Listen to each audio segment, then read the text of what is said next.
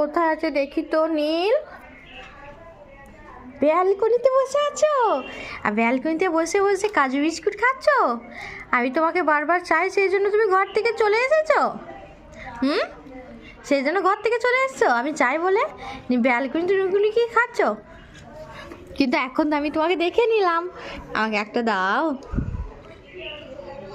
একটু আস্তে আস্তে খাও, গলে লেগে যাবে। আর একটা দাও, তোমার কাছে অনেক আছে, আর একটা দাও।